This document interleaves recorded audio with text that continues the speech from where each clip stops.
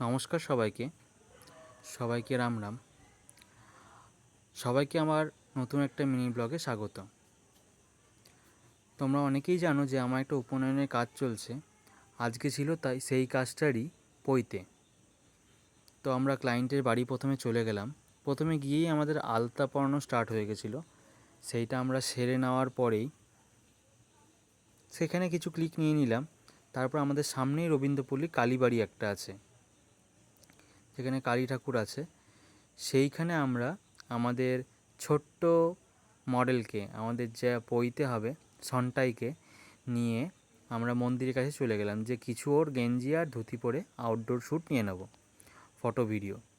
যেহেতু ধরো আগের দিন পাঞ্জাবি পরে নিয়েছি, আজকে তোমার কিছু এই গেঞ্জি পরে ধুতি পরে নিয়ে নেব, তাহলে একটা পৈতের আগের একটা লুক থেকে যাবে। এরপরে যেহেতু ওর চুলটা কাটা হয়ে যাবে, সেই জন্য আমরা শ্যুটটা করে নিলাম। তোমরা এই ছবিগুলোও দেখতে পাবে কিছুদিনের মধ্যেই আমার ফেসবুকের পেজে আসবে। আমার ফেসবুক পেজের নাম আর কে প্রোডাকশন, তোমরা সার্চ করে দেখো। আর যারা খুঁজে পাবে না বা বুঝতে পারছো না কোনটা আমার পেজ, আমার প্রোফাইলে সেই পেজের লিঙ্ক দেওয়া আছে, তোমরা সেখানে গিয়ে অবশ্যই দেখতে পারো।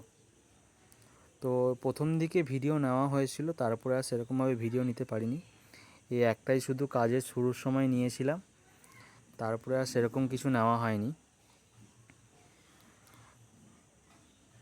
তো এরপরে আমাদের সনটায়ের চুলগুলো কেটে নেওয়া হচ্ছে। তো চুলগুলো কেটে নেবে, তারপরেই ওর পৈতেটা হবে। চুল কেটে নেওয়ার পরে ওর পৈতেটা হয়ে গেছিলো। তখন খুবই ব্যস্ততার মধ্যে থাকার কারণে আর ভিডিও করা হয়নি। তো আমাদের কাজ শেষ হতে হতে প্রায় 5টা বেজে গেছিলো। তারপর আমরা বাড়ি চলে গেলাম। তো চলো বাই, আবার নেক্সট ভিডিওতে দেখা হবে।